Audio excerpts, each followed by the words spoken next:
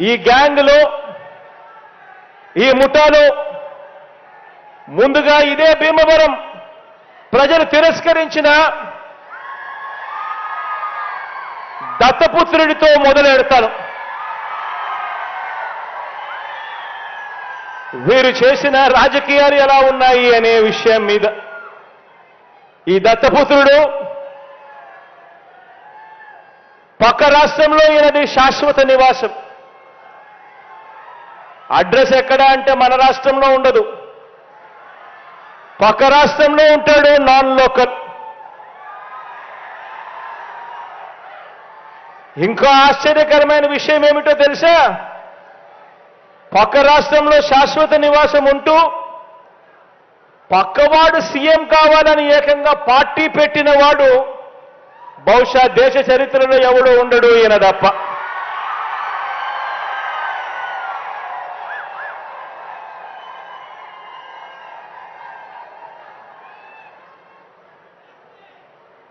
ఈ మనిషి బాబు ముఖ్యమంత్రి అయితే చాలు, అవే నాకు 100 కోట్లు అని,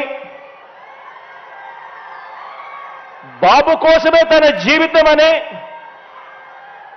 అందుకు అంగీకరించని వారిని తన పార్టీలో కూడా ఉండకూడదు అని, ఈ విషయంలో వేరే అభిప్రాయం కూడా ఉండదు అని, తన పార్టీ నుంచి వాళ్ళు వెళ్ళిపోవచ్చు కావాలంటే అని చెప్పి కూడా తన సభల్లో ఉపన్యాసాలు ఇచ్చేవాడిని బహుశా ఎవరిని మనం చూసుంటాం, ఒక్క ఈయన తప్ప. ఈ దత్తపుత్రుడికి ఆ బాబు పొత్తులో ఎన్ని సీట్లు ఇచ్చినా ఓకే, ఏ సీటు ఇవ్వకపోయినా ఓకే.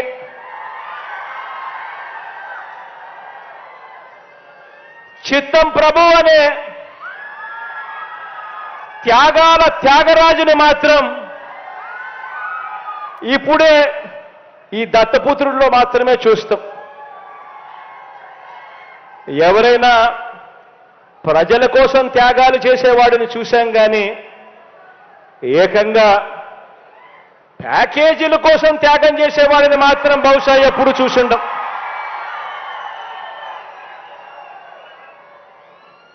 ప్యాకేజీల కోసం తన వారిని త్యాగాలు చేసే ఈ త్యాగాల త్యాగరాజును మాత్రమే చూసింటాం. మరో విచిత్రం కూడా చెప్పాలి. మరో విచిత్రం ఏమిటనంటే ఈ త్యాగాల త్యాగరాజు గురించి, ఈ దత్తపుత్రుడు గురించి మరో విచిత్రం ఏమిటనంటే రియల్ లైఫ్లో ఈ పెద్ద మనిషి ఏ భార్యతోనూ ముచ్చటగా కనీసం 3-4 సంవత్సరాలైనా కూడా కాపురం చేసి ఉండడు. ఈ మ్యారేజ్ ఇస్తారు.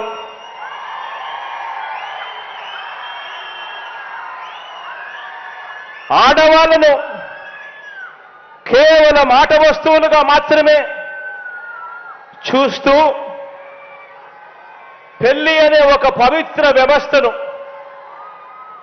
పెళ్లి అనే ఒక పవిత్ర సాంప్రదాయాన్ని మంటగలుపుతూ 4 ఏళ్లకోసారి పెళ్లి చేసుకోవడం, మళ్ళీ విడాకులు ఇచ్చేసేయడం, మళ్ళీ పెళ్లి చేసుకోవడం, మళ్ళీ విడాకులు ఇచ్చేసేయడం, ఏకంగా కార్లను మార్చినట్టుగా భార్యలను మారుస్తా ఉన్న ఈ పెద్ద మనిషి 3 సంవత్సరాలకు 4 సంవత్సరాలకు భార్యలను మారుస్తా ఉన్న ఈ పెద్ద మనిషి ఇప్పటికే 3 భార్యలు అయిపోయారు అని అంటే ఆలోచన చేయమని అడుగుతా ఉన్నా. ఈరోజు మనమంతా ఉన్నాం. నాకైతే 2 ఆడపిల్లలు ఉన్నారు. మనమంతా కూడా ఆలోచన చేయాలి. మనకు చెల్లెళ్ళు ఉన్నారు, మన ఇళ్లలో ఆడబిడ్డలు ఉన్నారు. ఇలాంటి వాళ్ళు నాయకులు అవుతే, ఇలాంటి వాళ్ళు ముఖ్యమంత్రులు, ఎమ్మెల్యేలు అవుతే, ఇలాంటి వాళ్ళను ఇన్స్పిరేషన్గా తీసుకొని 4 ఏళ్లకు ఒకసారి 3 ఏళ్లకు ఒకసారి ఇదే మాదిరిగా ప్రతి ఒక్కరూ కూడా చేయడం మొదలు పెడితే నిజంగా మన ఆడబిడ్డల పరిస్థితి ఏమిటి, మన చెల్లెళ్ళ పరిస్థితి ఏమిటి, మన ఆడబిడ్డల పరిస్థితి ఏమిటి? ఇలాంటి పరిస్థితిని, ఇలాంటి కార్యక్రమాలు చేసే ఇలాంటి వారిని సమాజంలో, రాజకీయాలలో ఇలాంటి వారికి కనీసం ఓటు వేయడం కూడా ధర్మమేనా అని చెప్పి కూడా ఆలోచన చేయమని కోరుతా ఉన్నా. ఆలోచన చేయమని అడుగుతా ఉన్నా. ఇలాంటి ఆయనేమో ఏ భార్యతోనూ కనీసం 3-4 సంవత్సరాలైనా కూడా కాపురం చేయలేడు. కానీ పొలిటికల్ లైఫ్లో మాత్రం చంద్రబాబు నాయుడుతో మాత్రం తన వివాహ బంధం కనీసం 10-15 సంవత్సరాలైనా ఉండాల్సిందే అని చెప్పి ఏకంగా తన క్యాడర్కు చెప్తా ఉన్నాడు. తన క్యాడర్కి ఇదే మాటలు చెప్తా ఉన్నాడు. చంద్రబాబు నాయుడుతో వివాహ బంధం కనీసం 10-15 సంవత్సరాలైనా ఉండాలి అని చెప్పి. నేను అడుగుతా ఉన్నా, ఆలోచన చేయమని అడుగుతా ఉన్నా మిమ్మల్ని అందరినీ కూడా. నేను అడిగేది ఒకటే, 2 విషయాలు కనుక కలిస్తే అమృతం తయారవుతుందా అని చెప్పి ఆలోచన చేయమని అడుగుతా ఉన్నా. 4 వంచకులు కలిస్తే మంది పెరుగుతారు కానీ ప్రజలకు చేసే మంచి పెరుగుతుందా అని చెప్పి నేను అడుగుతా ఉన్నా. ఆలోచన చేయమని చెప్పి నేను మిమ్మల్ని అందరినీ కూడా కోరుతా ఉన్నాను. ఒకరేమో పిల్లనిచ్చిన మామ, ఒకరైతే పిల్లనిచ్చిన మామ, సాక్షాత్తు కూతుర్నిచ్చిన మామ ఎన్టీ రామారావునే వెన్నుపోటు పొడిచిన క్యారెక్టర్ ఒకరిది.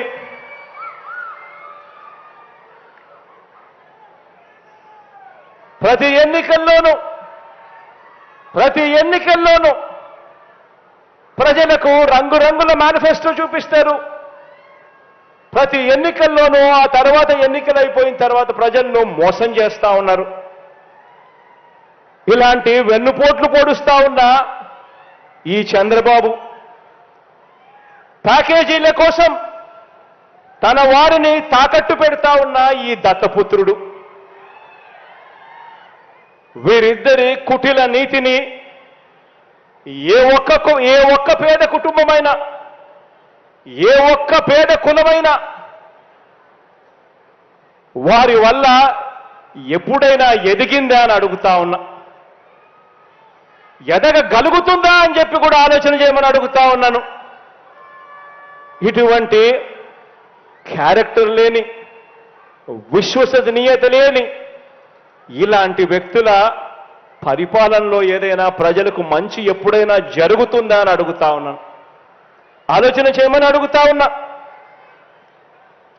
వీరి చరిత్ర మరికొంత వివరంగా కూడా, వీరి చరిత్ర గురించి మరికొంత వివరంగా కూడా చెప్తాను. చంద్రబాబు ఈ మనిషి వయసు 75 సంవత్సరాలు. 14 సంవత్సరాలు ఈయన ముఖ్యమంత్రిగా పనిచేశాడు. 3 సార్లు ముఖ్యమంత్రి అయ్యాడు. మరి 14 సంవత్సరాలు ముఖ్యమంత్రిగా పనిచేసిన ఈ వ్యక్తి, 3 సార్లు ముఖ్యమంత్రి అయిన ఈ వ్యక్తి మరి కేవలం 4.5 సంవత్సరాలు పరిపాలన చేసిన మీ బిడ్డతో ఢీకొడుతున్నాడు. మరి మీ బిడ్డతో కేవలం 4.5 సంవత్సరాలు పరిపాలన చేసిన మీ బిడ్డతో 14 సంవత్సరాలు పరిపాలన చేశాడు ముఖ్యమంత్రిగా. 3 పర్యాయాలు ముఖ్యమంత్రి అయ్యాడు. మళ్ళా అలాంటి వాడు ఢీ కొడుతూ ఉన్నప్పుడు ఆ మనిషి నోట్లో నుంచి ఏం చెప్పాలి? ఆలోచన చేయమని అడుగుతా ఉన్నా. తాను ముఖ్యమంత్రిగా ఉన్న ఆ 14 సంవత్సరాల కాలంలో గుర్తు పెట్టుకోదగిన మంచి ఏదైనా, ఎవరికైనా, ఎప్పుడైనా ఈ పెద్ద మనిషి చేసి ఉంటే ఆ మంచి చేశాను కాబట్టి ప్రజలు నాకు మద్దతు తెలపాలి, ప్రజలు నాకు ఓటు వేయాలి అని చెప్పి అడగాలి. లేదా లేదా మన అమ్మఒడి, మీ బిడ్డ హయాంలో అమలవుతా ఉన్న అమ్మఒడి కంటే మెరుగైన పథకము తాను అమలు చేసి ఉంటే, నా 14 సంవత్సరాల కాలంలో అమ్మఒడి కంటే కూడా మెరుగైన పథకం నేను అమలు చేశాను అని చెప్పి ఓటు అడగాలి. లేదా మన పొదుపు సంఘాల అక్క చెల్లెమ్మల కోసం మీ బిడ్డ హయాంలో అమలవుతా ఉన్న వైఎస్ఆర్ ఆసరా కంటే ఇంకా మెరుగైన స్కీమ్, ఇంకా మెరుగైన కార్యక్రమం తాను ఒకవేళ అమలు చేసి ఉంటే ఆ ఫలానది నేను అమలు చేశాను అని చెప్పి ఓటు అడగాలి. లేదా మీ బిడ్డ హయాంలో వైఎస్ఆర్ చేయూత కంటే ఇంకా మెరుగైన స్కీమ్ ఏదైనా తాను చేసి ఉంటే ఆ ఫలానిది నేను చేశాను అని చెప్పి ఓటు అడగాలి. లేదా మీ బిడ్డ హయాంలో మాదిరిగా ఏకంగా 31 లక్షల ఇంటి స్థలాలు నా అక్క చెల్లెమ్మల పేరుతో రిజిస్ట్రేషన్ చేసి ఇచ్చాం మీ బిడ్డ హయాంలో. అందులో కడతా ఉన్న ఇల్లు అక్షరాల మరో 22 లక్షల ఇల్లులు కడతా ఉన్నాం. ఇంతకన్నా ఇంకా మెరుగైన కార్యక్రమం ఆయన ముఖ్యమంత్రిగా ఉన్నప్పుడు, 14 సంవత్సరాలు ముఖ్యమంత్రిగా ఉన్నప్పుడు 3 సార్లు ముఖ్యమంత్రి అయి ఉండి కూడా తాను చేశాను, ఇంతకన్నా మెరుగైన కార్యక్రమం చేశాను అని చెప్పి ఓట్లు అడగాలి.